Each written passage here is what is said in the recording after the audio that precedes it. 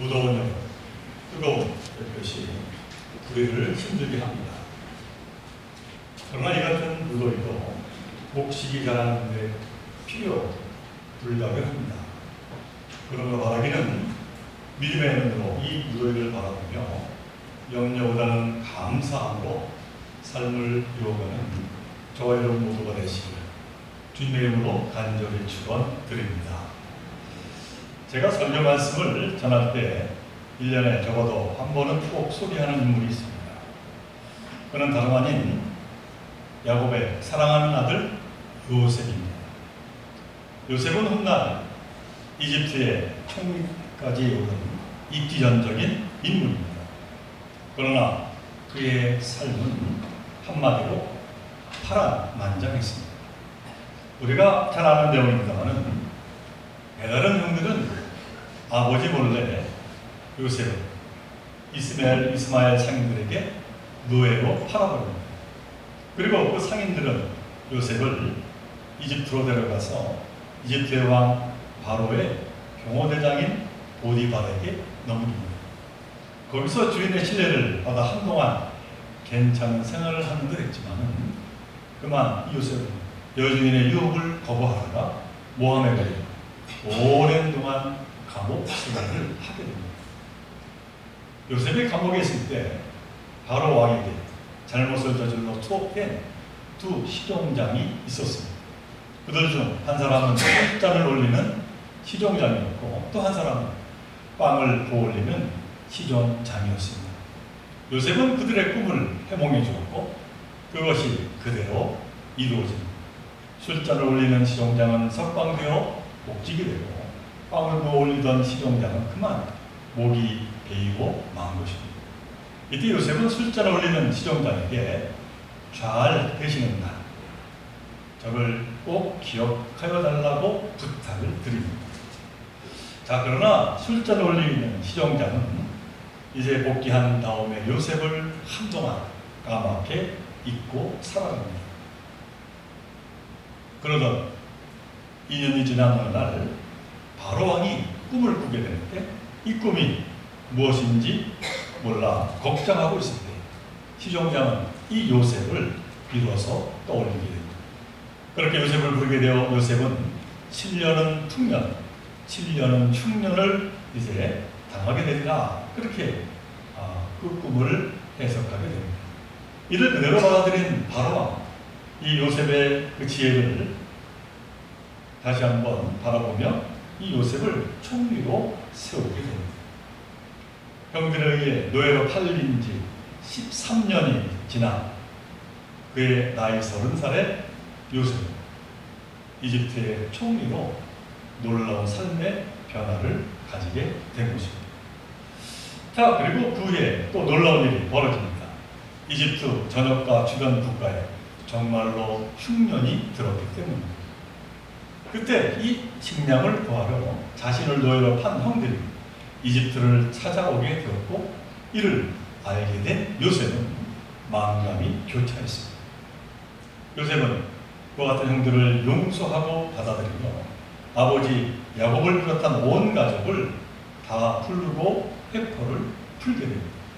그리고 이같이 파란만장했던 요셉은 110세에 이르러 죽음을 맞이하게 되었고 성대한 장례를 치르며 창세기의 말씀은 끝을 맺고 있습니다.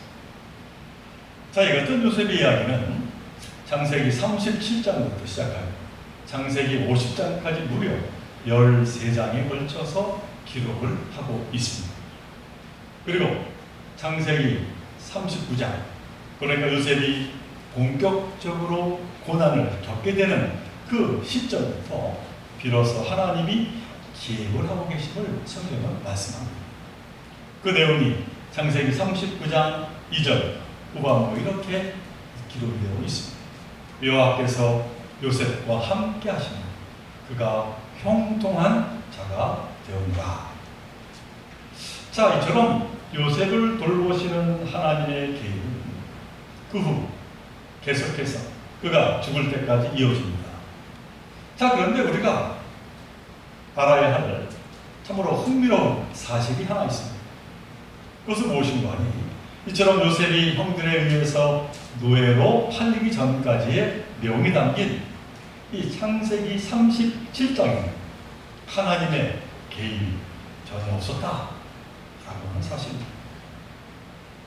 자, 그렇다면 무슨 이유로 요셉의 어린 시절에는 하나님 그를 돌보시는 축복이 기록되어 있지 않게 된 것입니다.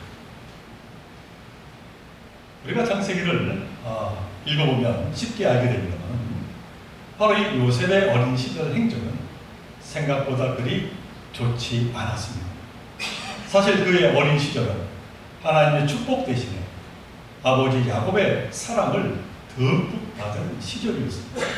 그리고 그것은 아버지 야곱의 편애에서 시작되었음을 선포합니다. 이 야곱에게는 두 아내가 있었습니다. 레아와 라헬이었습니다. 창세기 29장을 보면 첫째 부인 레아는 외삼촌 라반의 속임수에 의해서 결혼하게 된 아내입니다.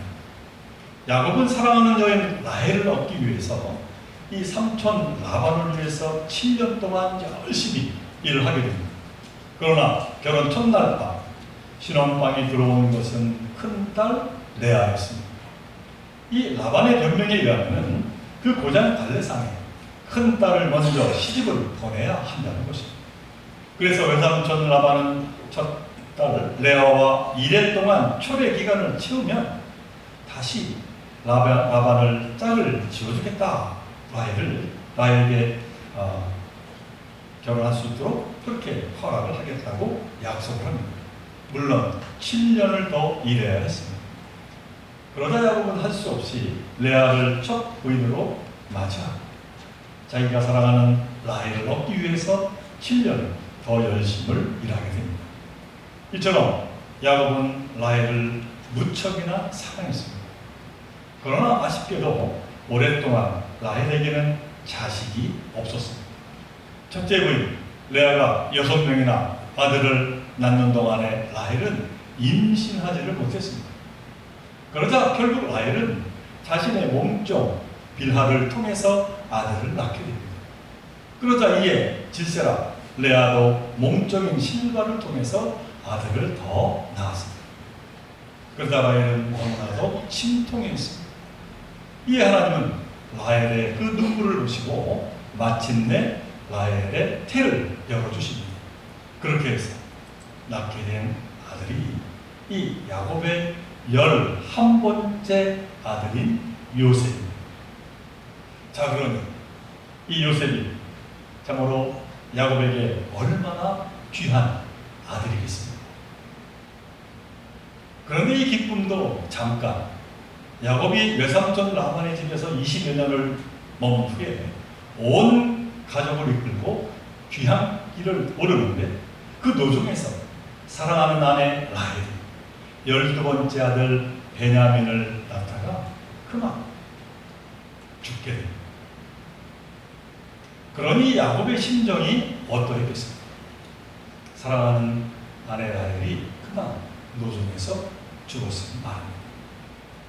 자, 이제 엄마 없이 자란 요셉에 대한 야곱의 마음은 너무나도 각별하지 않을 수가 없게 되었습니다. 창세기 37장 3절로 4절에 보면 이 야곱이 요셉을 얼마나 편애했는지를 알게 됩니다. 요셉은 노년에 얻은 아들이므로 이스라엘이 여러 아들보다 그를 더 사랑하고 그를 위해 채색옷을 지었더니 그의 형들이 아버지가 형들보다 그를 더 사랑함을 보고 미워하여 그에게 편안하게 말할 수 없었더라. 이렇게 기록합니다. 그 당시에 채색을 한 옷이란 아무나 입는 옷이 아닙니다. 다른 형들과는 달리 높은 신분을 나타내는 화려한 옷을 입히고 청해를 했습니다. 당연히 배다른 형들이 이 요셉을 좋아할 리 없었다는 것이죠. 그런데 그뿐만이 아닙니다. 야곱의 엄청난 이 편애로 요셉의 마음에는 형들을 우습게 보는 교만이 자리 잡게 되었습니다.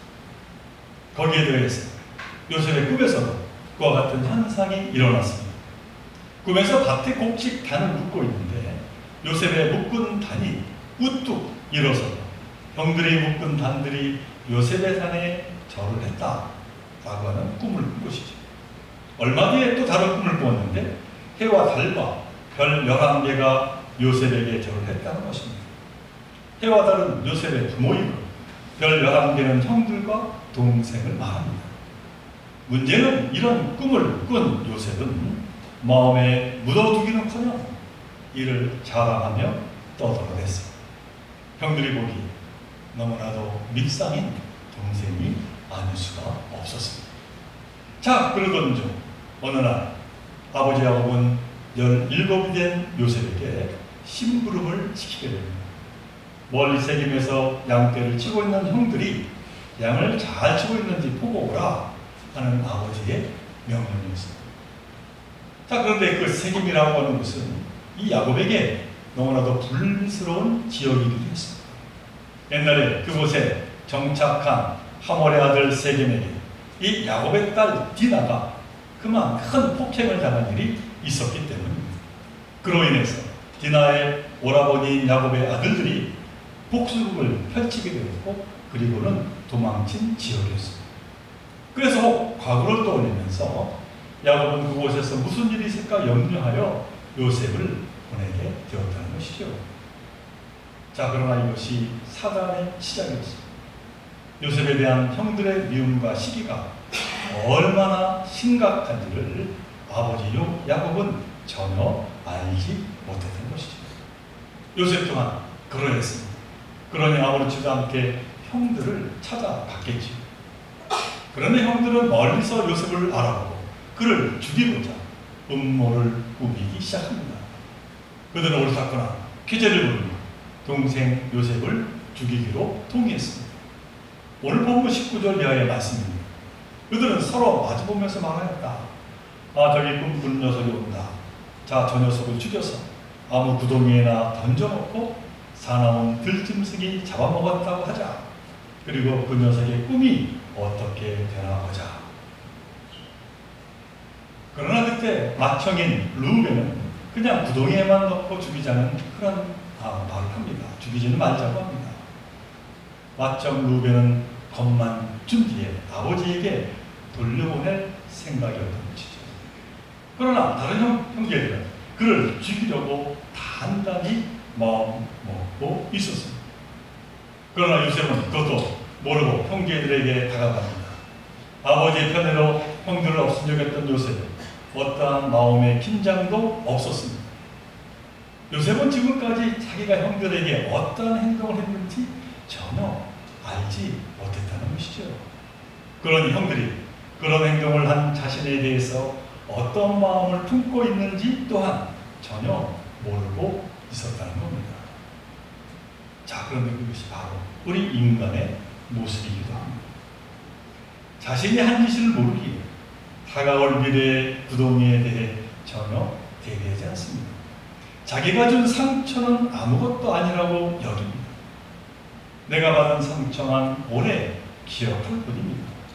그 결과 이어질 자신의 비극에 대해서는 생각하지 않습니다. 설마입니다. 이것이 요셉의 한계이자 우리 인간의 한계인지도 모릅니다. 자신이 꽤 괜찮은 사람인 줄 우리는 착각하며 살아갑니다. 그래서는 내가 남에게 어떻게 했고 그래서 남이 나에게 어떻게 생각하고 있는지 전혀 깨닫지 못하며 살아간다는 것이죠. 이처럼 우리 인간은 어리석은 그러한 모습을 가지고 살아간다는 겁니다. 자, 드디어 형들이 행동을 개시합니다. 오늘 읽은 창세기 37장 23절의 말씀입니다.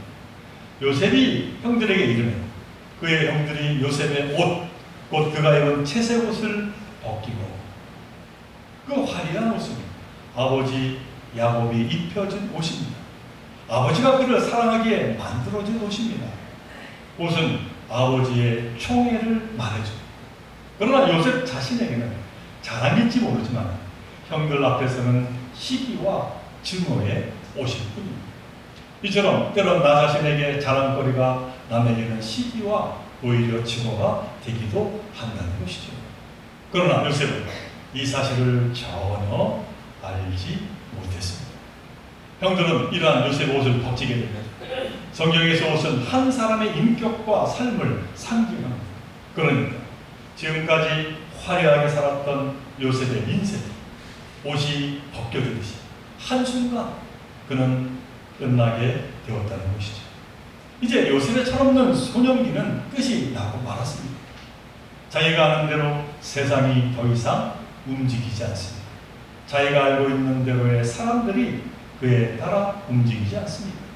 어찌 보면 요셉은 옷이 벗겨지며 진짜로 험난한 세상을 만나기 시작을 한 것이죠. 그래도 다행히 맏형 루벤 덕분에 목숨은 건지고 구덩이에 던져집니다. 창세기 37장 24절의 말씀, 그러다가 구덩이에 던지니 그 구덩이는 빈 것이라 그 속에는 물이 없었더라. 요셉이 던져진 구덩이는 비어 있었고 그 안에는 물이 없었습니다. 오로지 맨몸입니다. 목이 말라도 마실 물조차 없습니다. 이제 자신 혼자밖에 없습니다.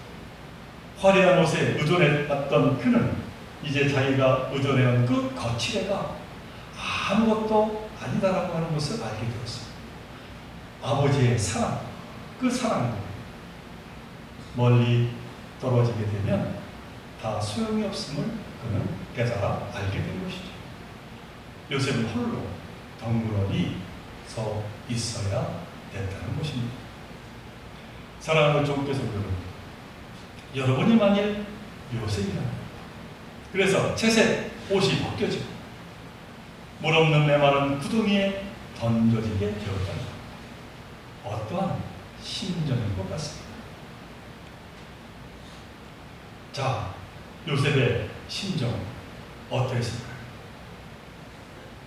작자 미상의 어느 글에 있는 말입니다만 이러한 글이 있습니다. 어릴 때는 나보다 중요한 사람이 없고 젊을 때는 나만큼 대단한 사람이 없고 늙고 나면 나보다 못한 사람이 없다.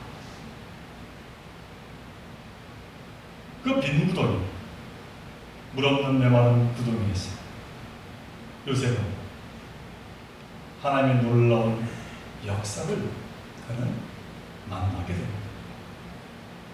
이 요셉은 철없는 어린 시절을 끝내는 과 같은 시점에 다다르게 되었다는 것이죠. 아버지의 사랑 속에 살았던 요셉은 형제에 의해 그만 벗겨지고 던져지는 그 절망 순간에 새로운 삶의 경기를 맞이하게 되었음을 성경은 말씀하고 있습니다. 이제 요셉 앞에는 생각지 못한 고난이 시작될 겁니다. 그러나 비로소 자기다운 인생을 새롭게 찾는 출발점이 되었다라고 하는 것을 성경은 우리에게 말씀하고 있는 것입니다. 다시 말해 비로소 요셉은 여기서 삶의 주인이신 하나님 여호와를 진정으로 만나게 되었다는 것입니다. 이 진실에 대해서 창세기 39장 2절 말씀은 우리에게 분명하게 전하고 있습니다. 여호와께서 요셉과 함께 하십니다. 그가 형통한 자가 되었구나. 지은 세 번역으로 다시 한번 읽어드립니다. 주님께서 요셉과 함께 계셔서 앞길이 잘 열리도록 그를 돌보셨노라. 자, 그런데 여기 형통한 자라, 빼앗긴 옷을 도로 찾거나 옷은 더 좋은 옷으로 축복받는 것이 아니라 그 거칠의 옷이 아예 필요 없는 자로서의 거듭남을 이루어냈다라고 우리에게 말씀하고 있는 겁니다.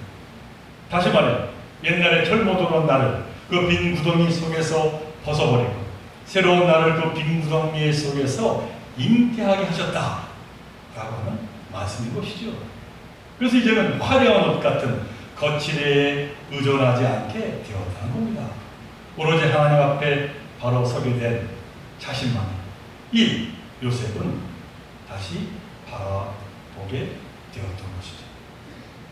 사랑하는 종교사 여러분, 물 없는 빈 구덩이는 화려한 옷에 갇혀 있었던 요셉이라고 하는 한 영혼이 하나님이신 여호와 위에서 참 저야말을 얻게 되는 사건이라고 그렇게 말씀드리고 싶습니다.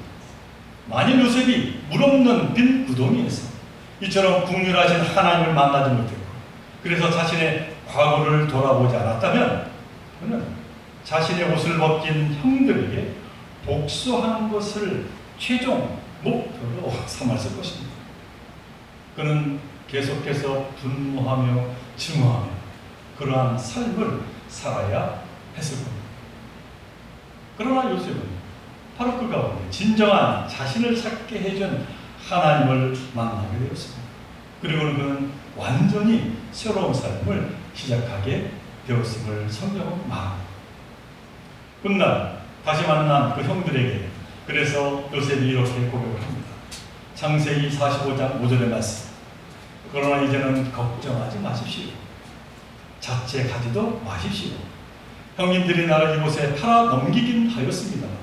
그것은 하나님이 형님들보다 앞서서 나를 여기에 보내셔서 우리의 목숨을 살려주시려 그렇게 하신 것입니다.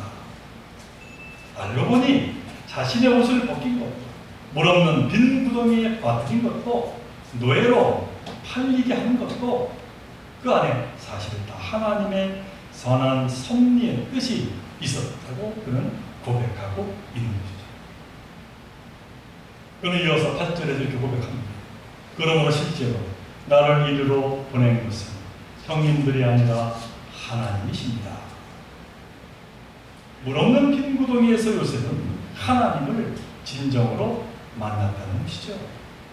그리고 깨닫게 되어 하나님의 놀라운 그 은혜를 그는 몸소 체험했음을 고백하고 있는 것이죠. 형들은 빼앗았으나 요셉은 정작 빼앗긴 것이 아무것도 없었다라고 하는 놀라운 소망을 지금 하고 있는 거예요. 요셉은 단지 화려한 채색 옷이 아니라 성숙한 옷, 거룩한 옷으로 그의 삶을 완전히 갈아입었습니다. 사랑하는 우리 종교회 성도들은 이 시간 성령 강림으로 다섯째 주일을 맞이하였습니다. 요셉처럼 때로는 원치 않는 물 없는 빈 구덩이에 던져질지라도 그곳에서 진정 하나님을 만나는 놀라운 하나님의 축복의 역사를 경험하는 여러분 모두가 되시기를 간절히 소망합니다. 여러 가지 어려움이 있을 때마다 그 안에서 다시 한번 하나님의 선한 뜻을 바라보고 능히 믿음으로 그 모든 것을 이제 싸워 이겨 나아가 거칠의 옷을 갈아입는 참된 축복의 삶을 이루어가는 저와 여러분 모두가 되시기를 주님의 이름으로 간절히 축원을 드립니다. 우리 함께 기도 사랑하는 하나님, 오늘 요셉을 통해서 우리의 삶을 되돌아봅니다. 참으로 우리의 삶을 되돌아볼 때마다 물 없는 참으로 빈 웅덩이에 빠져 참으로 허우적거렸던 때를 기억합니다. 그러나 그럴 때마다 하나님께서는 함께 해주시고 강한 오른팔로 붙잡아 주시고 일으켜 주셨음을 참으로 저희를 다시 한번 깨달으며 감사를 드립니다. 이제 저희들 앞으로 그와 같은 믿음을 가지고 날마다 승리의 삶을 이루어가는 저희들 모두가 되게 하여 주옵소서. 우리가 원하는 것보다도 더 좋은 것으로 축복하시는 하나님, 언제나 선한 길로 인도하시는 하나님, 그 하나님을 바라보면서 날마다 하나님께 찬양과 경배를 올려드리며 기쁨의 삶, 비길 수 없는 소망의 삶을 이루어가는 저희들 모두가 되게 하여 주옵소서. 이 모든 것 간절히 바랍니다. 우리 생명 되신 예수 이름으로 기도드리옵나이다.